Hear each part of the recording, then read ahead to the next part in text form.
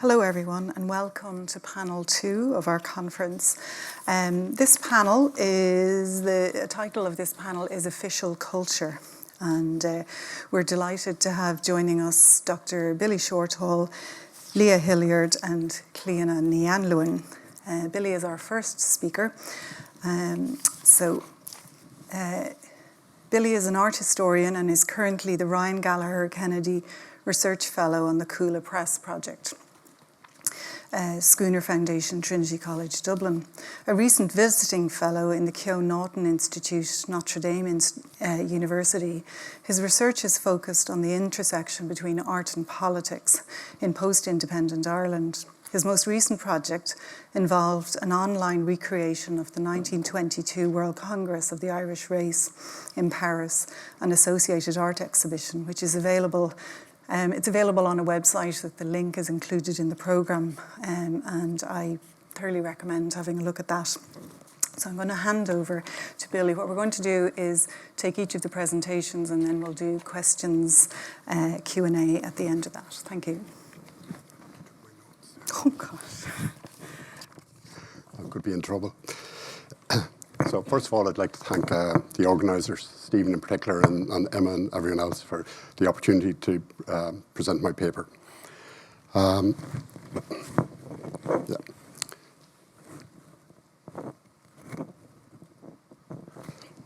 So good afternoon all, and you're very welcome to this paper on art and politics in what I term civic publications. These are a range of early books that were mass-produced for wide distribution. They generally had a handmade, luxurious aesthetic, contained didactic government propaganda, had little prospect of making a profit, and were often associated with an event or celebration. They reached their high point with the publication of Civic, the Irish Free State Official Handbook of 1932. To achieve mass appeal and distribution, they were usually attractively illustrated with commissioned artworks from Irish artists. Apart from Civic Handbook, I've included here the Dublin Civic Week official handbooks of 1927 and 1929, and a Book of Dublin 1929, and there are others, but in 20 minutes. All were printed on high-quality Irish paper with a handmade look and feel through their substance, colouring and texture. The driving force and editor of all but one of these publications on this slide was Bulmer Hobson, the exception being Edward Millington Stevens, who edited the 1929 Civic Week Handbook. Hobson would probably have had responsibility for this had it not clashed with his editing and producing of a Book of Dublin. These texts and their illustrations, the focus of my paper, provided artistic views of Ireland to a global audience for a global lens by the burgeoning, self-determining Irish Free State. On this slide are some successor publications. There are government files on all these in the National Archives of Ireland, and the previous ones as well. And as the archives on this slide show, there's a connection and link between all of them from the 1920s to the 2000s. There is a thread on each archive file referring to its predecessor publication. This paper focuses on the earlier handbooks for the first decade or so after Irish independence, but the politics of these publications still resonate today. This was evident when the UK National Archives released British government state papers in December 2020. These are the state papers from 1996 that were released. The Irish Times, and we just see it at the top of the page here, the Irish Times reported that newly declassified files showed the British objected to a government publication in October 1996, as reported in 2020 when they were released. What happened was, at an Anglo-Irish meeting, the British side objected to an informational booklet, Facts About Ireland, published by the Department of Foreign Affairs. They were aggrieved over a lack of consultation about an entry on Northern Ireland. The Irish side retorted that they found it odd that they were raising concerns now about a booklet in existence for 20 years. In fact, the booklet was first published 33 years earlier in 1963, and as a soft power or diplomatic tool, its genesis dated to the 1920s, when the Irish Free State first used the publications I mentioned earlier to manage its image for political and economic advantage on the world stage. As we can see from the bottom part of the slide, this 1964 newspaper report, the Facts booklet previously caused a political row on publication, partly because of its inclusion, or more like its exclusion, of Michael Collins and Arthur Griffith, whose photographs accompanied this article. The main instigator of the earlier publications, as I said, was Bulmer Hobson. Hobson was born into a Belfast Quaker family and a leader of the Irish nationalist movement leading up to the 1916 Easter Rising, which he opposed, and after which he was excluded from mainstream Irish nationalist politics. Thereafter, he became both a career civil servant and stayed involved in publishing. The 1927 and 1929 Dublin Civic Week handbooks accompanied and documented the Civic Week spectacle.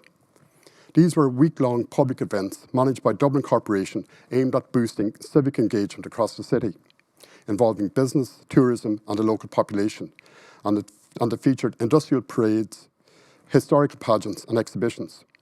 Based in the metropolitan capital, it encouraged rural citizens to attend events through accommodation offers and specially reduced train and bus fares.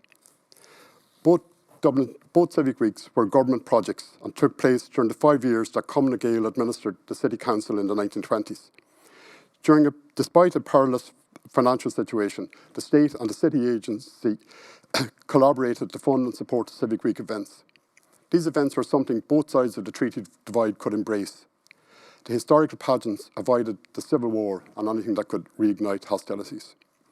This photograph from the Civic Week military tattoos shows the Fionn of the Legends, passing a torch to an Irish Free State soldier, serving to legitimise the Free State Army by demonstrating its ancient lineage and further promoted the government's state-building intentions.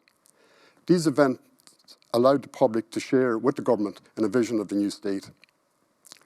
Part of the Civic Week agenda was to show Ireland as a progressive and modern society, exampled by a display of the ultra-modern Shannon electricity scheme.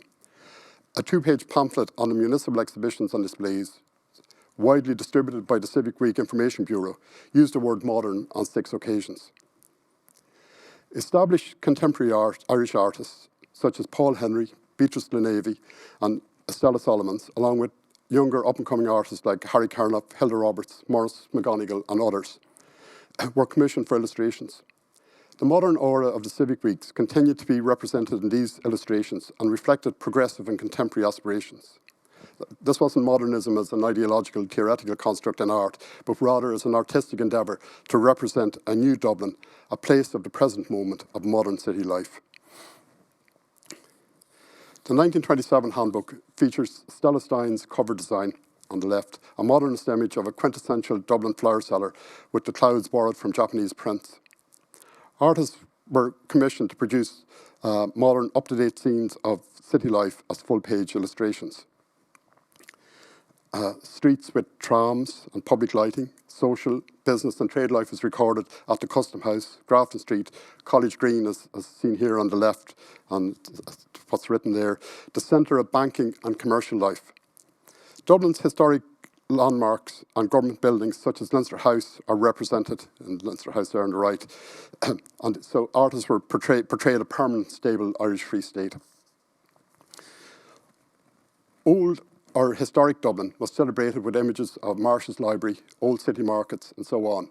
Rosemary Alley, seen here on the right by William McBride, is presented as a rare survival of alley laneways. To sum up the handbooks, the images portrayed a stable, modern city and state with an ancient history. The purpose of the 1929 handbook was similar, but the decoration was very different. Instead of full-page illustrations, there were borders, as seen on this slide here. It is both reminiscent of William Morris's famous Campscott Press arts and crafts publications and Harry Clarke's War Memorial Records publications on the right of the slide. All the artists of the Dublin Civic Week 1929 had previously trained or worked with Clarke. These slides illustrate a few general points. Despite being a commercial production by Alex Thom and Company printers, it mimics the handmade. The illustrations look like woodcuts but are mechanically produced. The initial capital takes its cue from ancient Irish manuscripts. It also shows the textual content was in the main intellectual and not for a casual read. This here on mathematician William Rowan Hamilton. The illustrations on the middle page showed Trinity College Dublin and the Dunsinkin Observatory where he worked. On Broom Bridge behind the capital letter, the site of his mathematical epiphany. This Kathleen Quigley illustration shows the Custom House representing trade and some river masks of the Liffey, the Lagan, Blackwater and Shannon, taken from that building's ornament. In these two Dublin Civic Week handbooks, there is no mention of Irish embassies abroad or foreign embassies in Ireland, but copies of the official handbooks were actively requested by and distributed to missions around Europe and were available at Irish tourist offices. Their content clearly represented the agendas and images of the emerging state that the authorities wanted to propagate nationally and internationally. A Book of Dublin, published soon after the 1929 Civic Week publication, sought to fully realise the political capital to be gained internationally from civic publications.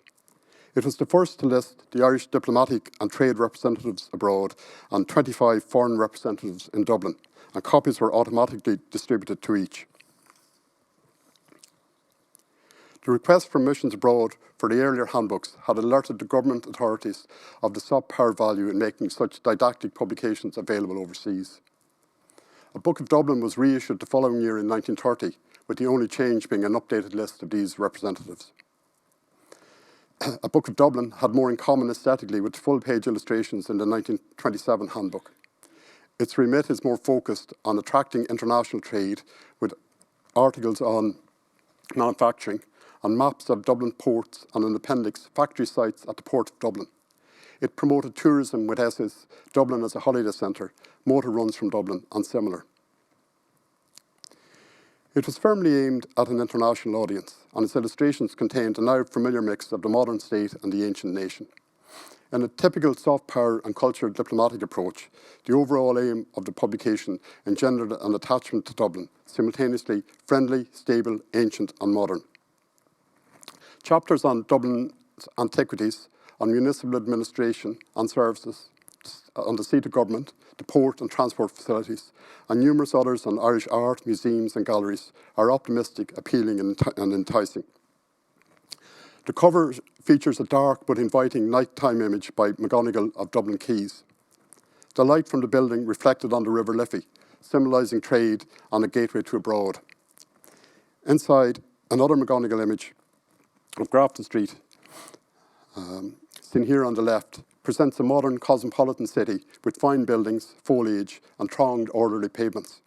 Cars and trams all contribute to present an inviting, bustling and prosperous urban environment. The modern city was also exampled in Hilda Roberts' O'Connell Street from a drawing on the right, and it's my favourite image. It shows a view from the bridge of the main thoroughfare, lined with commercial buildings. The foreground has a hatching of tram cables. It is a busy scene with people moving about on business and numerous motor cars. The GPO, General Post Office, is prominent, with its aerials broadcasting the newly formed 2RN national radio station, another sign of progress. It told international readers that the city's principal thoroughfare had recovered from the wars earlier in the decade and had taken its place in a cosmopolitan and modern city. It was open for business and tourists. As before, other illustrations were of the seats of power, such as Leinster House and Áras an Uachtaráin, and older sites. The full-page illustrations were distributed evenly throughout the book and did not directly reference the text, but supported the overall emerging themes of a thriving commercial capital with a flourishing intellectual and cultural life, made possible and sustained by a stable government and thriving culture. A primary focus was to promote Irish industry, to attract foreign investment and to encourage tourism. The success of the Civic Week handbooks and a Book of Dublin, which averaged just over 100 pages each, prompted the Irish Government Minister for Industry and Commerce, Patrick McGilligan, to commission Civic Irish Free State Official Handbook. Government files indicate this project was initiated by Hobson in July 1929, before being embraced wholeheartedly by the government. Aiming to be published in 1932, it would celebrate the first 10 years of the Irish Free State. I just want to mention very briefly a publication that didn't happen, that Hobson had proposed. He'd proposed a similar book in 1924 to celebrate Ireland's new freedom. It didn't happen, partly because this proposed book would have included photographs, as we can see here, if you can read that, of Collins and Griffith, two of the pro-treaty politicians, which was still a problem 40 years later in 1964, as we saw earlier. And it was also going to include a section on the Civil War, a topic that was avoided in all texts and at odds with the government's reconciliation and state-building agenda. Just if I go back to the publication that was published. In his 1929 letter, Hobson's 1929 letter is detailed, and he enclosed an outline of chapters, full-page illustrations, and advertisements. Hobson further suggested a small editorial committee led by Professor George O'Brien or Professor Tierney, both of UCD, as the right sort of people, anticipating a target audience that was academic and intellectual. The beautiful book, as described by Hobson, would be, and I quote, designed as a whole with paper, typefaces, illustrations, and decorations all in harmony. And with the exception of the printing inks to be used, it would be completely a product of an Saoirseat. In other words, a national product.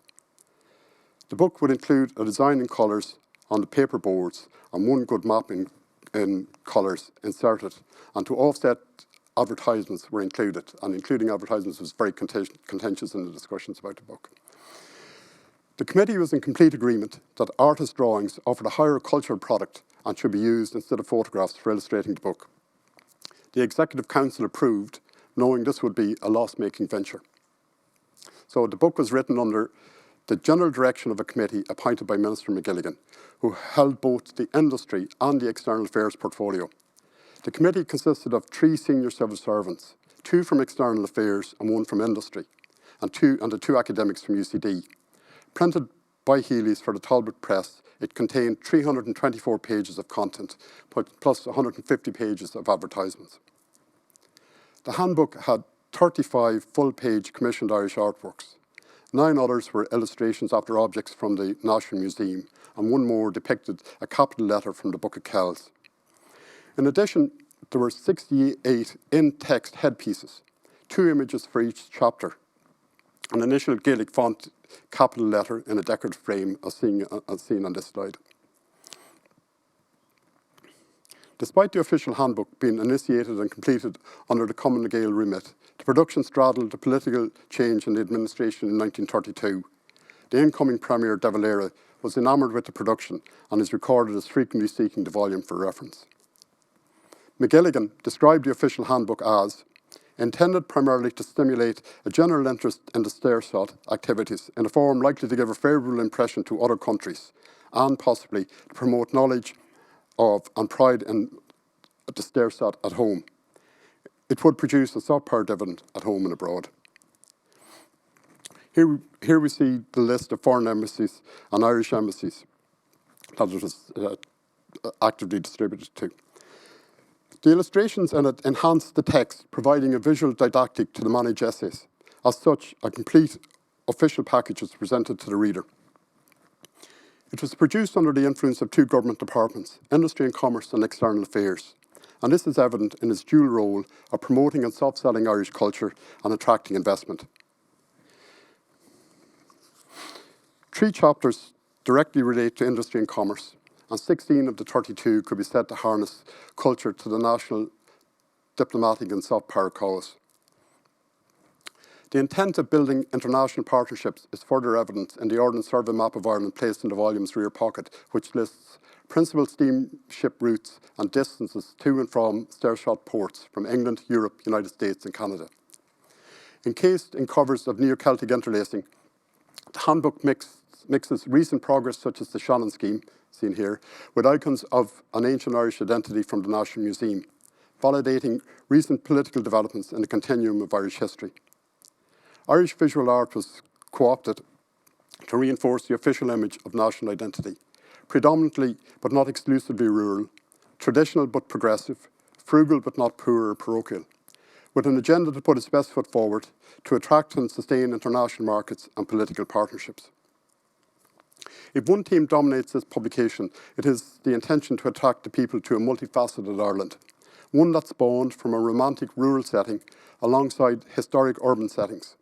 It is an image of a progressive nation aware and proud of its ancient culture. The in-text illustrations relate directly to the subject reviewed. As before, there are numerous other images of industry, archaeology, government and historic buildings, many of them dating from the period under British rule. Here, these buildings have been reclaimed to serve the Irish Free State. The handbook is a stage-managed view where cottages appear that were the long-established thatch type, and they were occupied and well-kept, frugal but no evidence of poverty, invoking a traditional Ireland. By comparison, the cover of the US edition of the most popular Irish travel book at the time, In Search of Ireland, shows a ruined cottage, and its entry in Galway bemoans the redevelopment of Clíodhna and uses earlier photographs, poverty-stricken photographs of the cottages. Stershot's Erin's representation of the Clíodhna on the right also avoids the modern, but the illustration shows well-kept cottages with no hint of unsanitary conditions or poverty, a hybrid of the past and the present. In the main, and while not always representing the social realities of the time, artists used in the Civic publications produced representational images of what they saw. However, one advantage of illustrations over photographs was, as in this McGonigal, they also allowed for the Irish Free State government's subjective vision to be presented, rather than realist reportage. It obscured any shortcomings and conflicts in the Irish Free State. Artists and writers were harnessed to present the official view of the country in the official handbook. Sermonising and deemed suitable for international consumption, it presented a history and a vision of the Free State that both sides of the treaty divide could embrace. National pride and hope are described, developed and celebrated. The Stershot handbook presented this nationalist ideology as a practical achievement. I'm just finished. The National Archives of Ireland files show that as late as August 1946, De Valera discussed with Mr. Bulmer Hobson the preparation and publication of an updated version of the 1932 handbook. And although Hobson would not be involved, this initiative led to the production of Ireland an Introduction in 1950, and subsequently Facts About Ireland, the subject of the 2020 newspaper article.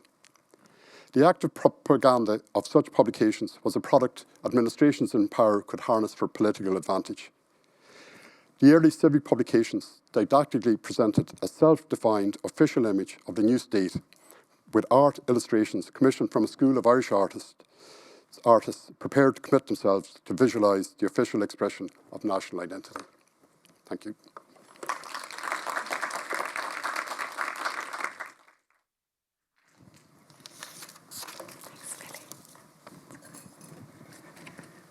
Thanks very much, Billy. That was fascinating.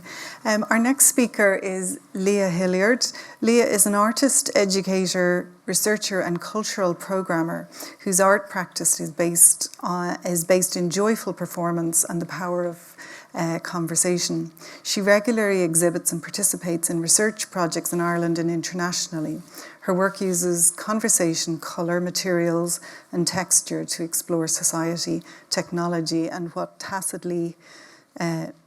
it tacitly means in a technology-focused world. She's lecturer in the media department in the School of Fine Art at the National College of Art, Dublin. Thank you, Leah.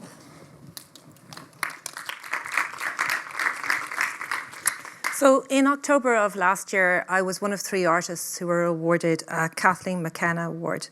This was an award made by Meath County Council and supported by the Department of Culture, Tourism and the Gaeltacht under the Decade of Centenaries Initiative, which is also involved in this conference.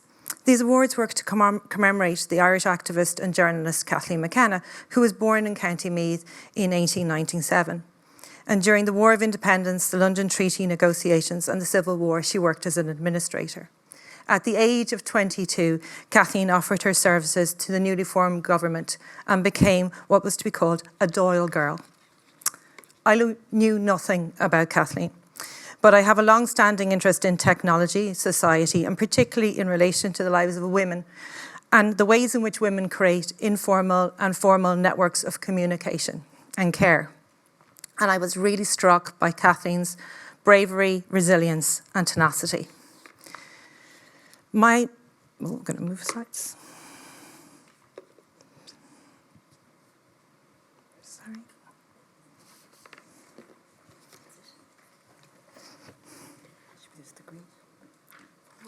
Thank you. So there's Kathleen. Kathleen wears this very distinctive hat in most of the photographs you will see of her. So my maternal grandmother had the same lifespan as Kathleen, having been born 3 years after her and died 3 years after her also. So at the time that I was putting together the application and in the early stages of the research process for this project, my mother was incapacitated. So we spent a lot of time and loads of cups of tea talking about my maternal grandmother while I tried to come to grasps with what life was like for women of her generation. Now, thankfully for me, Kathleen's own memoirs were published and available to me. Her family published them posthumously. Kathleen herself had tried many times over the course of her life to get her recollections of that time published. On the front of the cover of the book, you'll see again Kathleen with Arthur Griffith. This is the photograph that you'll see a lot of. It's her as part of the treaty negotiations and delegates and secretaries. This photograph's taken in Dún Laoghaire, which is just down the road from where I live, as she's heading off to London.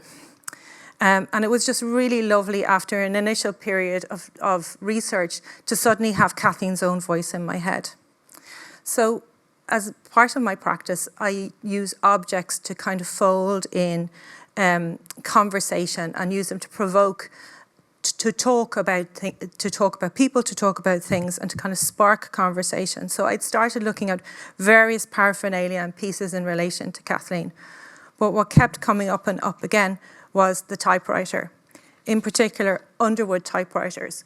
Underwood typewriters are a bit like Hoover. They're a standard kind of typewriter at their time. They're made from cast iron and they're pretty evocative, and they lasted for ages. So there was, even recently people were saying they still would have had them in circulation in their own houses. So the typewriter talked about Kathleen's skill as an administrator and a secretary. Kathleen was key to the production of the Irish Bulletin newsletter, which was issued by the Publicity Department of Dáil Éireann, and was seen to help break the paper wall dividing Ireland from the outside world. So to use Kathleen's own words, from the 11th of November in 1919 until after the coming into force of the truce on the 9th of July 1921, the mimeographed Irish Bulletin was issued and circulated during the first 5 days of the week, holidays excluded. This publicity, based on facts substantiated by irrefutable proof, was prepared under hardship and danger. Hardship and danger that increased with the development of the Black and Tan Terror. It was distributed gratis by the Publicity Department of Dáil Éireann to the press at home and abroad, as well as to private individuals who, due to its contents, were awaking to an interest in our generally misunderstood cause and to an awareness of the shame of what was happening and being done in Ireland by forces of the Crown. So the Irish Bulletin was really simply produced. The office consisted of a typewriter and a machine to print labels for post and a mimeograph machine.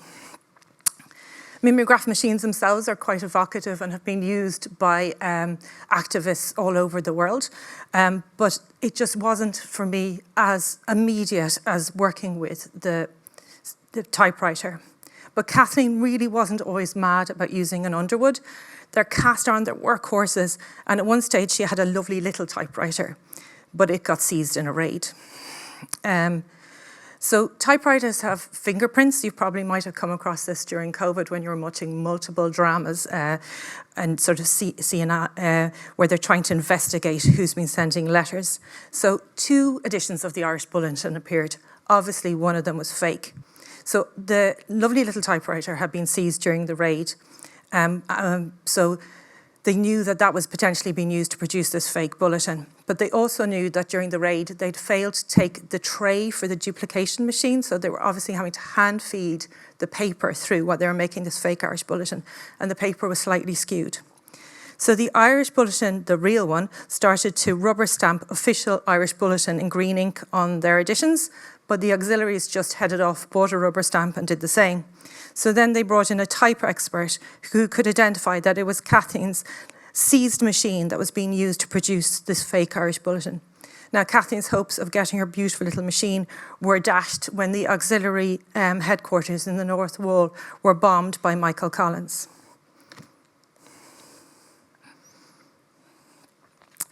So if this truly was Kathleen's typewriter, her DNA would be in the keys. It would be a first-class relic. Again, Kathleen, the Irish Bulletin incorporated secret and incriminating details obtained for us at the cost of sacrifice and even lives. In all the roles that Kathleen had, she had confidential and volatile information at her kind of fingertips. She was always in a place of complete trust in what she was doing. So I put a handle on the machine to emulate that kind of churning motion of the mimeograph machine. It was consistent. Over the 20 months that the Irish Bulletin was in production, Kathleen was continually there. She was considered the godmother of the Irish Bulletin. The Irish Bulletin, this is her own words again, the Irish Bulletin was about to carry into the world authentic news of our country. With an air of self-satisfaction, Arthur Griffith said, I was to be its godmother. During the 20 terrible months in which, on point of honour, its publication never failed, I guarded my godchild with jealous affection. So my bespoke textile work appeared on a billboard on Railway Street, Navan, directly across from Solstice Arts Centre, with a QR code linking you to a video piece. So in digitising this handmade textile, I was trying to call to mind the effort and the handmade of the Irish Bulletin and Kathleen's hand in doing that. Now, thankfully, due to COVID, we all became really au fait with using QR codes. Accessing the QR code on the bulletin was quite immediate. And the audience was threefold. Obviously, there's an audience in cars. That roundabout can become quite congested during peak shopping times. There's an audience on the street, and there was an audience through social media as the video was being shared. And also, there's a sort of photogenic quality on a wet April day to taking your photograph beside the billboard. I also thought that if the Irish Bulletin did exist now, it would be probably something that you would interface with on your mobile phone. So around March, when I'm trying to put together the script for the video, my son comes in, he's absolutely delighted with himself. There'd been a kind of heated discussion in school. His teacher had set them a project to each do a portrait of a famous woman for International Women's Day, and he'd won the coin toss to do Camilla Harris. 5 other people in his class wanted to do Michelle Obama.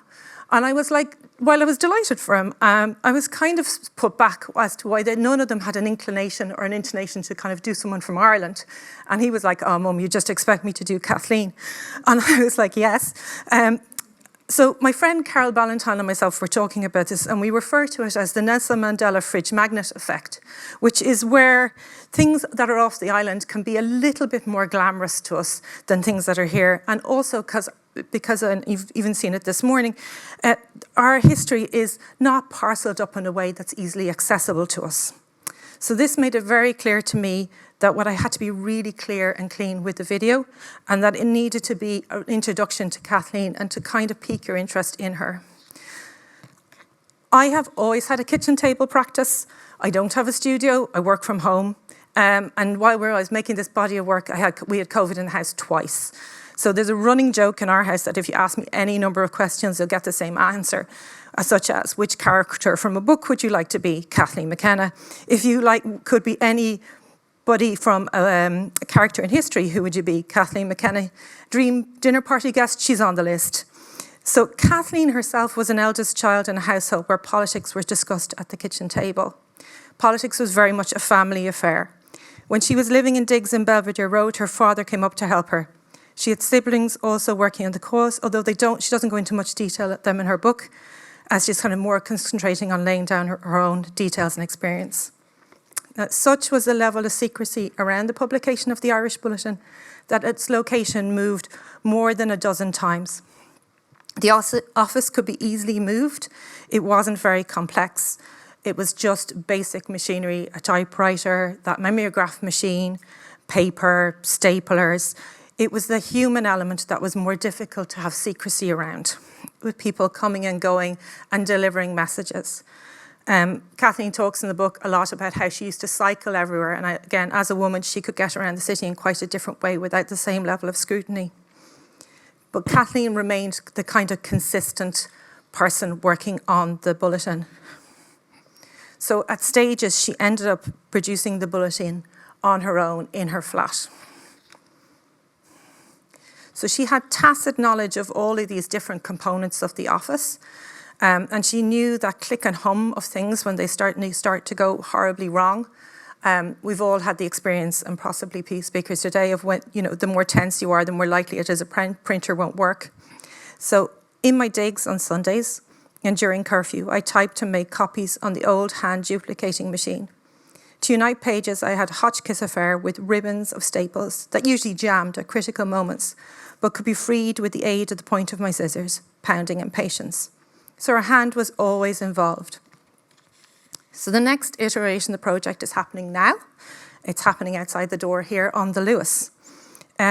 With funding from Creative Ireland, I've put Kathleen on both the red and the green lines. She is crossing the city.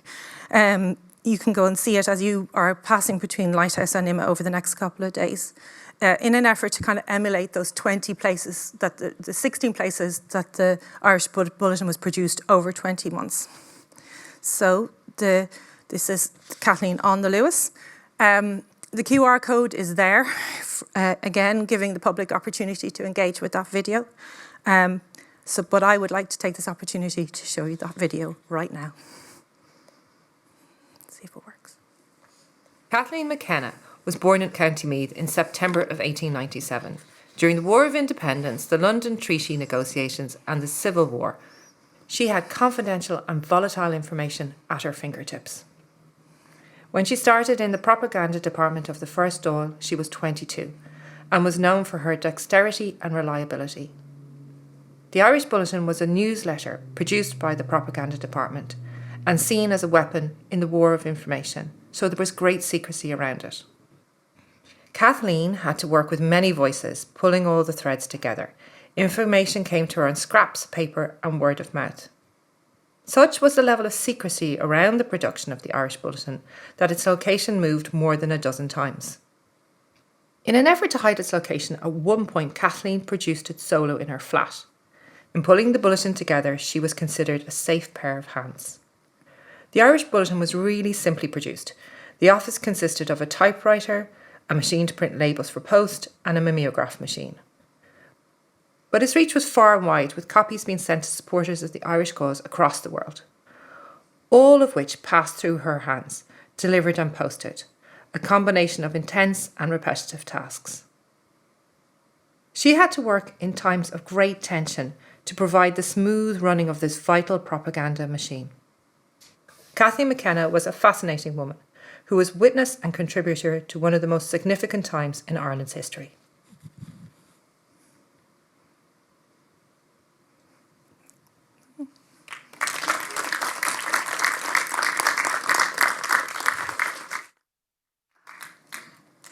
Thanks so much, Leah. It's fascinating. Our third panel contributor is Clíodhna ní Anluain. Clíodhna is an artist and radio producer, years as a theatre producer and curator, and publishing with New Island and Lilliput Press influence her work.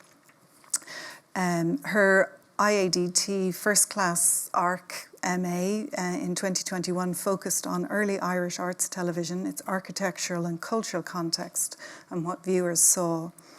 Related work featured in the exhibition Co-Host, curated by Astrid Newman at the Lab in 2021. Clíodhna was awarded a commission and solo exhibition at the Dock, County Leitrim, titled Beautiful Things Without Undue Comment in 2022. She was a recipient of an Arts Council Agility Award in 2021 and a Centre Culturel Paris Bursary in 2022.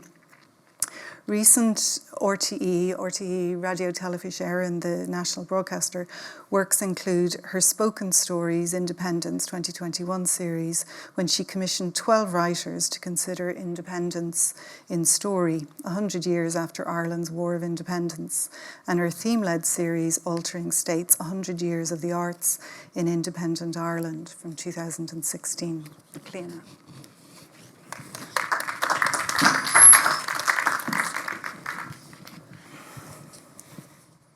Thank you very much, and thank you for inviting me to be part of this. My presentation relates to a walk, and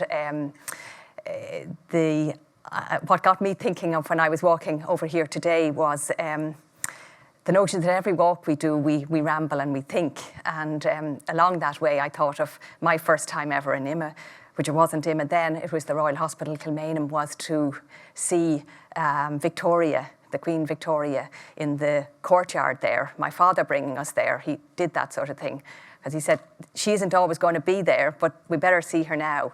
And the same way today in the Lighthouse Cinema, and this is the second iteration of the Lighthouse Cinema, and it has echoes maybe in what I'm going to talk about as well, that I first saw the film Diva, the French film Diva.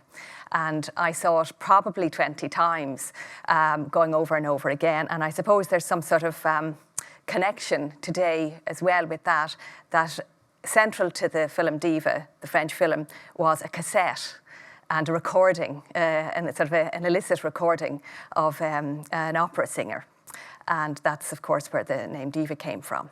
But anyway, these are ramblings because in one way I want to bring you to ramble with me in relation to how we make associations and we hold on to them, maybe because of where we come from or where we're going or where we're in any given day.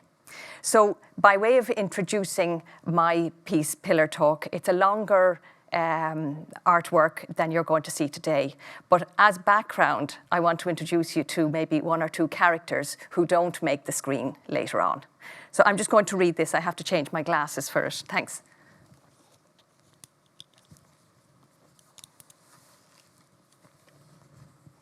No. Sorry. No. Survey, surveyor, and perambulation, sometime in August 1957. So consider this, that he had with him the pencils, paper, a camera he didn't know much how to use, the key, a flask, sandwiches, a towel and his togs. He had no actual idea how long what he was going to do would take, to walk the land before he was formally surveyed, to check out for anything at all. Things he might be thinking or may not be thinking. Can't walking have that effect, walking on the land you don't know in particular? The swim he could have taken, that he could take later on, that the morning was warming, that he might not be left to himself, that he had been told the gate lodge was still occupied, and as far as he knew, there were no dogs. No.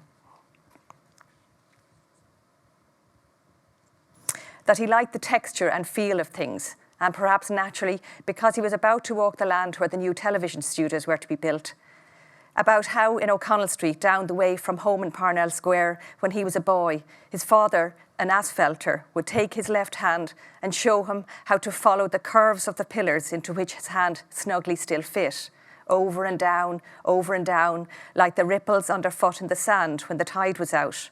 Only the curves of the pillars in O'Connell Street were dry, and it was his feet rather than his hands that felt those seaside wet, putty-like curves. The curves of the pillars had a great insistence to them.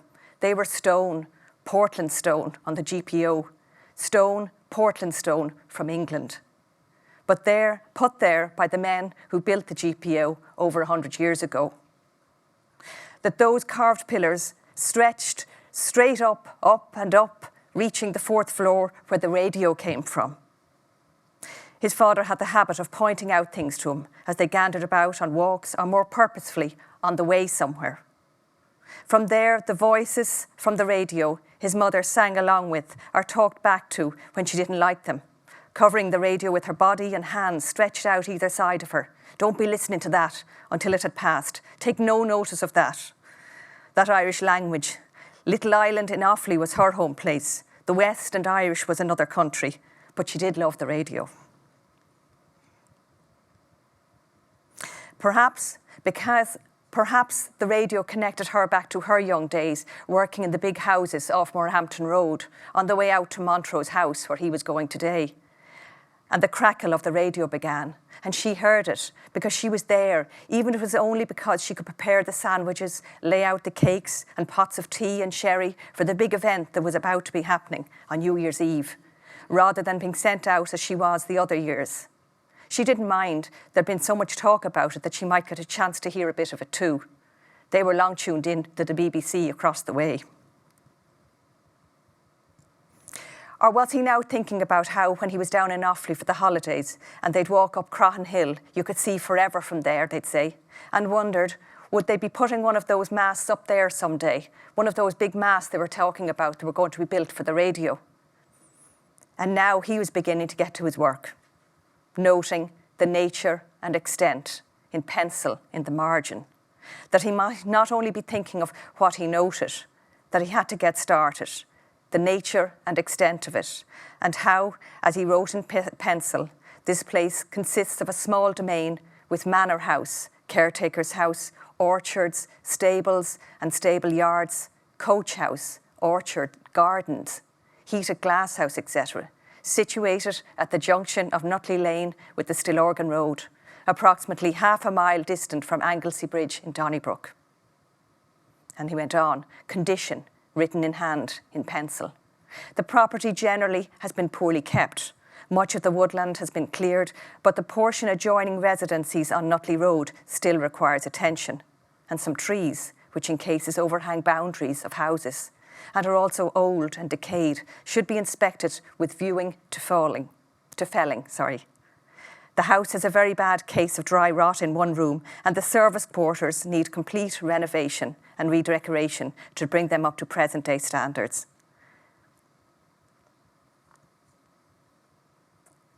The gate lodge, occupied now by a tenant, requires reconstruction as it is old, badly planned and cramped inside. The gardener's house, occupied by the caretaker, Mr. M, is in fair repair. The paddock is overgrown.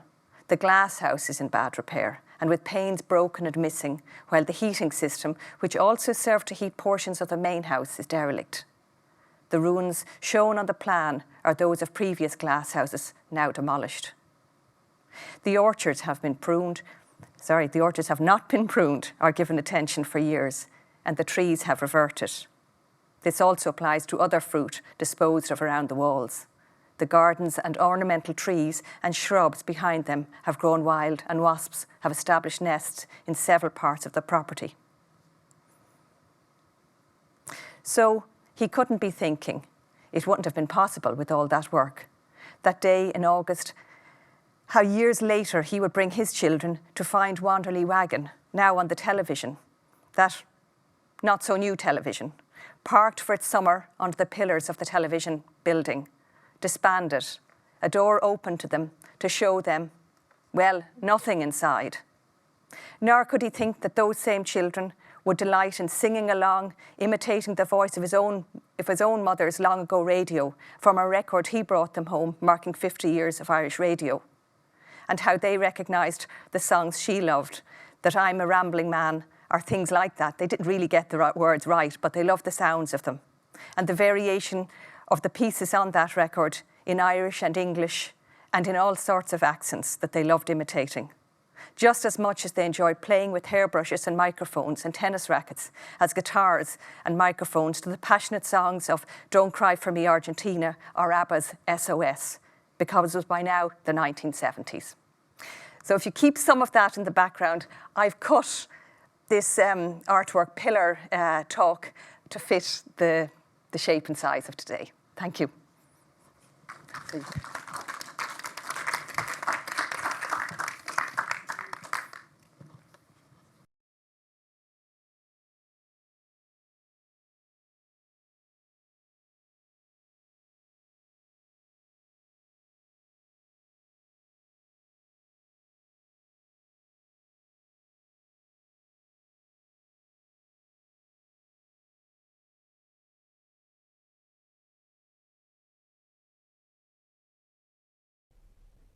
Stáisiún chríomhscaoileachán á Clia 2RN. Trocha sé trocha níos ráid Denmark, baile á Clia, mína nolog, 22 lá, 1925. Den chríomhan even. An Dr. Douglas de Hide, Coláiste na Hallscoile, baile á Clia. Dam chean chara an chríomhan é seo achhaníart a chríomhan ón ara, poist agus telegrafa, a díra ort a hachtan seo go dtíon studio chun an stáisiún seo doscail dúin ar lá chin bhliana. To my old friend an Creven. It's in rud a bheith gwen ná, óráid garid, bhríomhar, den saisis old at féin. Asking you to come here to the studio on New Year's Day. Óráid in Gaeilge taisagad. We would like you to deliver a brief, lively speech in Irish. A hasoch, if a cuig nómid deg, no de nómid ar a laid. Telling the people of the world that we, a rall and winter and down war, go willamid na Gael, that we stand among all nations. Is seasa ar muoine ríis, agus chuna huisbáint go bhfuilimid I meas na náisiún ile. Studio earlier, you will be able to familiarise yourself. Cearach chuna hocht sa tróna, caian chainte hosú. Agus má bhíonn tú sa studio rihré, is saolaí is fearré, chun taithí dhéanamh ar an gléas. Is míon ara agus rúnaí puiste agus telegrafa go meása agin ar éon in éireann agus ar nói is má bhíon hain é leis. Mise le hordmheas stúrathir. Don chríomhan even an Dr. Douglas de Hide, 1 Earlsford Place, Baile Clia. A chara, tá me go léir anmhuiochtaíd a chríomhan, mar jarlart bheith I teacht chugging chun an stáisiún nua doscailt. We are most grateful to a chríomhan for an chéad láide anar le bheith an áid seo á oscailtaiging, agus cearach an hocht an tam, le bheith tosa a caint. We would like you to speak for 15 minutes. Well, about advising you, I'm not the best person to do so. Already enough a hasoch of a cuig no me deg shen rud and the people of the world that we, the Irish nation, are on our feet again, although we have been long silent, and that well, idív cóla ditse ní maithio go cóla ó ma lehéitse, ach derm go me cheartit a rá ná garm scoile a chur amach, go dí muinter na héireann agus muinter an down war, go bhfuil an widne na sean ghail ar an muine ríis. Cé gur rada dúin in ar dost. Agus go gluisfar ar gaint agus ar geol ar fud an down fasta, I meas caint agus ceol na náisiún eile go léir. Is óil de tain chun is óráid bhríomhar I dhéanamh den scéil sin. All are well here, thank God, and we wish you and your family bé áthas ar ara an foiiste chluistáil go méid tú teacht thugging. Tá me go léir go más sa maile buíochs le dia, as guimid bannachtaí an linnevar tain agus ar do winter.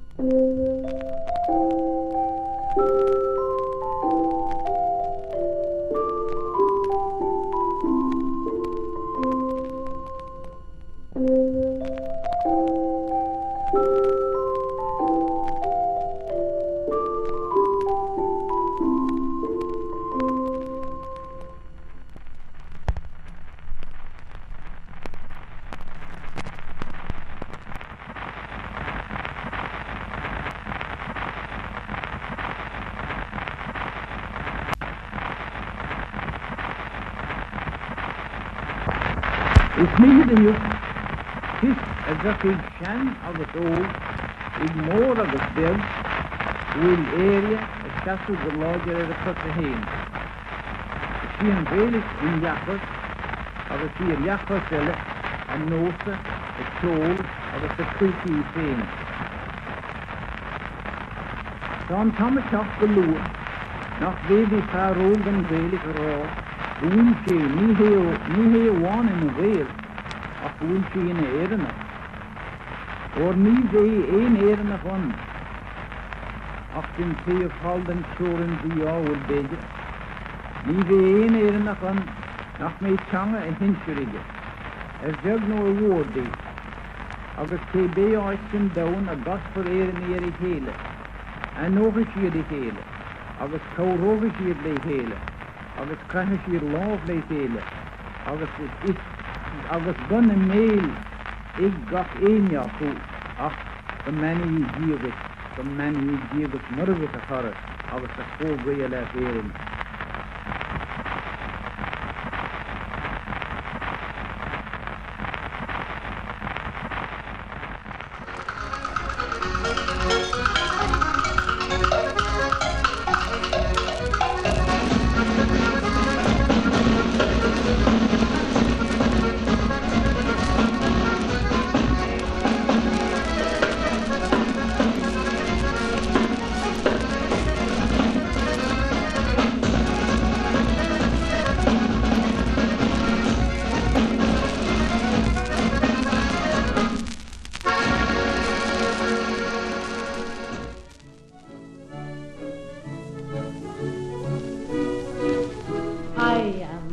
roving journeyman. I go from town to town.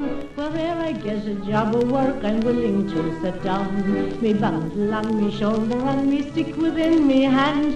It's down the country I will go, a roving journeyman. And when I come to Carlow, the girls all jump for joy. Says one and to the other, here comes the roving boy. One treats me to a bottle and another to a dram.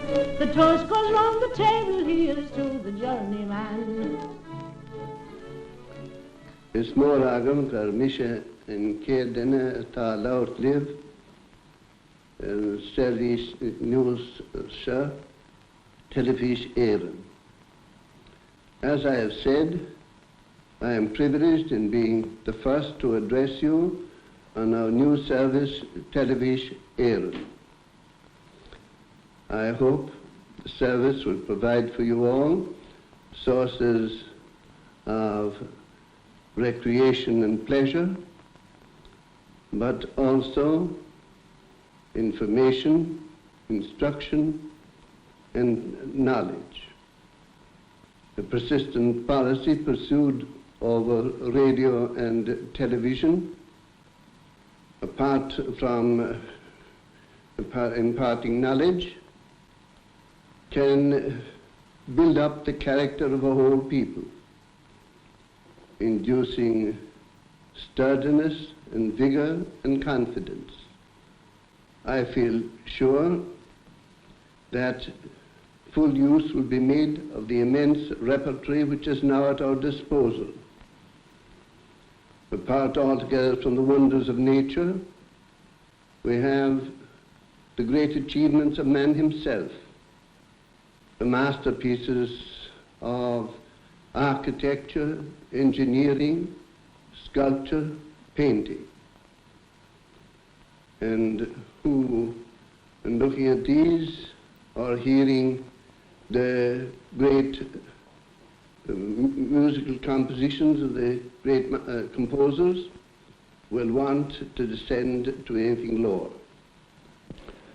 I have great hopes in this new service. I am confident that those who are in charge will do everything in their power to make it useful for the nation. But they will bear in mind that we are an old nation and that we have our own distinctive characteristics, and that it is desirable that these should be preserved. In any broad consideration of modern architecture, Ireland, it will be generally agreed, is not the first country to spring to mind. This is inevitable, but a pity. Ireland always was and always will be a land of contradictions as well as of charm. The English will always hate the Irish because every Irishman is a natural poet, whereas every poet is an unnatural Englishman. At the same time, it must be admitted that there is no taste so ghastly as the ghastly good taste of Ireland. It is all very difficult. However, the first real, glamorous Irish offshoot of the great American Renaissance, actually rather more glamorous than anything comparable in England, is Michael Scott's new Radio Éireann television centre at Donnybrook in suburban Dublin. Thank you very much, Clíodhna. That was amazing. That's not the full film. I was under duress for 15 minutes, wasn't I? And you did it very well. Thank you, everyone. Thank you, Billy and Leah. We'd certainly be very keen to see the rest of that film. We have about 10 minutes or so now for Q&A, and just, I know I have a few comments myself, but I just want to throw it out to the audience and see if anyone has any questions or observations. And also for people online to bear in mind, there is the Slido option. Oh, we have a question up here. Hi, thank you for those two pieces and for Billy's talk. It's a question for Billy. I was wondering about the kind of the visual language of the various kind of handbooks and things. I mean, it seems incredibly kind of fanciful. Obviously, there's kind of, as you say, there's Clark there, and then also the kind of people who've worked with Clark. But just, it seems. Could you kind of talk a little bit more about what you thought the kind of aesthetic being projected? So yes, soft power's being projected, but there's kind of, is there a kind of, how can we read that kind of fanciful kind of edge to that kind of visual vocabulary? I would say they were very ambitious. They wanted to present something that was very luxurious and looked at the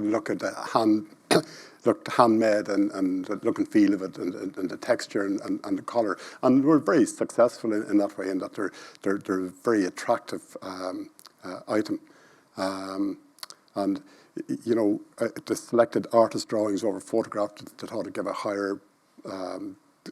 Give a greater value. They all contained advertisements, but all the time they were fighting against. They didn't want advertisements.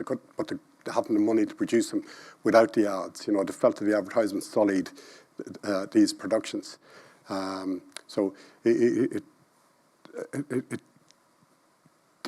product themselves weren't modern. They represented, I think, sort of the ancient state. But the content represented the new state, and they were very conscious of this. And you can see this in the conversations they have in the archive files, when they're discussing them, And there's a couple of other civic publication ones that haven't put in there that did use photographs, and they had a slightly different approach, and the look and feel of the book was different. Like even the covers would have been different than the production values, but they were still probably cost the same to produce, but there was a different objective behind that. The modernity in those ones was the object itself, whereas the object for the ones I've looked at in this paper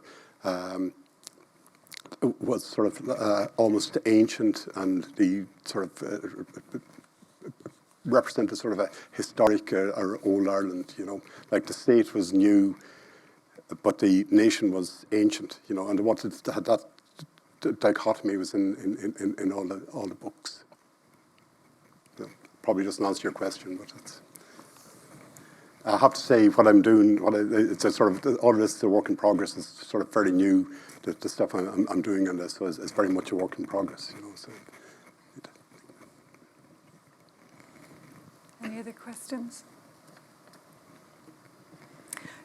Something that strikes me, just going across all of your presentations, and I think again it's connecting into some of our earlier presentations, is having, I suppose, from artists, practitioners' responses as well. On the one hand, we've been looking at how, and through what you've covered as well, Billy, how artists and art has been mobilised in sort of structuring and constructing that notion of what this new state is. And I think that quote from De Valera really struck me. What is he saying? In terms of the radio, that it's to build up the character of a whole people. Like, he's being quite explicit in terms of how this is going to work. And it seems really interesting, having contemporary artists practice reflecting back on this period as well. We've been looking at how artists have been responding at the time, contemporaneously, but then for artists reflecting back, there's a process of deconstructing that and dismantling what had been put in place. There's an interesting kind of dichotomy between the two. So I'm quite interested in that, in a sense of, especially for both Leah and Clíodhna, that it's, you've come at this material through your practice, and Billy, you've come at this through your research, and maybe you could say a little about that, each of you. I suppose something that is curious. I was having at lunch there with two people who are here, the notion of humanising, and somebody was mentioning that earlier today, but also playing with the fiction of people, because we weren't there, we didn't know those people, but they are also just ourselves. And I suppose from working in archives and things like that, I'm very aware of the inconsistency of archives and the unreliable archive and all of that sort of thing, and the reasons, and there are many, for that to happen. And I like to play with that, that there isn't any sense of a given, really. If there's any time we know that, that's now. And so that'll be the case in the future. So that there is that element of play. And that's why I liked in one way, I found myself is giving narratives to names in archives or to bits in archives and then running with them and seeing. That's why I had the man walking the land. So that notion of, and going for the swim or whatever, and he may not have written the full record because he actually got distracted. He wanted to go for the swim, and that's real life, and that's how it happens. So there's an element of playing with that and the responsibility of archives, and that notion as well of when even De Valera says about the responsibility of the whole nation, like that builds for failure, because we know that can't happen. So that's all supposed to be a bit wry, and I like to think there's a bit of humour and that in the piece that I've put together, in what we almost demand of things, and that notion, and that things are cyclical as well. They keep coming around with a slightly little different change for any given time, So it can be fun. There's a lot of dust when you're working in archives and things like that, but there's also, God, I love this guy, and God help him or whatever. And then you want to treat them well without being romantic either.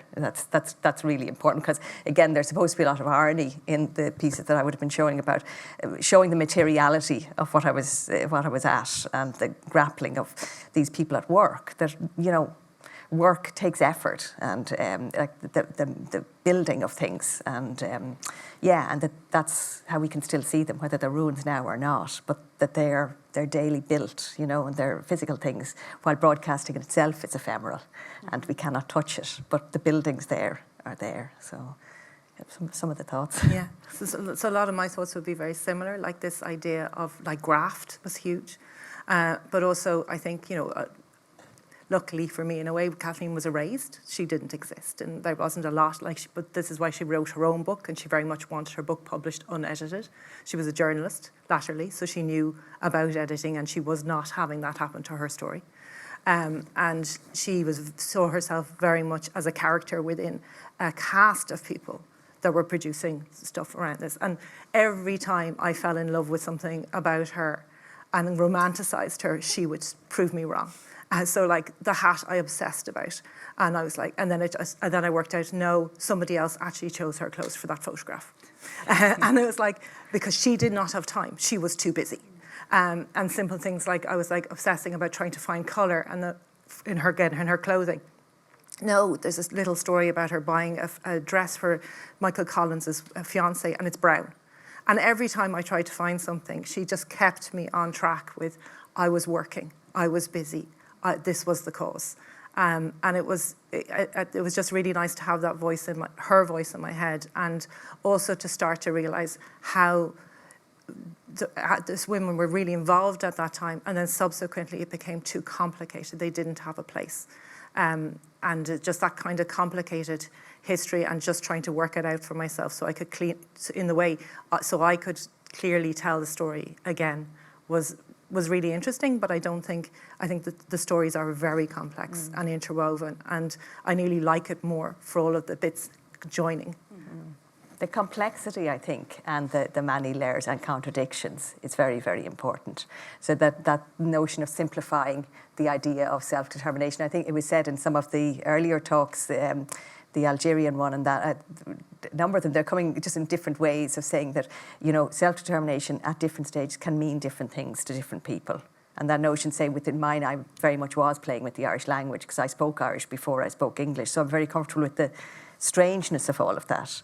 That notion, I'm aware that in one way I was playing with the fact that aware that not everybody would understand the language, but that's how people heard it. And that was an exclusion, but it was also a fact. And some people may not have realised that I only began to gradually realise that when I got to know more people who spoke in English. It was never pushed on me, but it's a fascinating material to have that's inherently of me. But I only began to realise the richness of that along the way as a way of seeing things in multiple levels, So that was semi-deliberate. I've had an idea of should I be giving people what the text is, and I would say no, because that's actually rich in itself, or maybe, but it would be open to people to talk about that, you know. Yeah.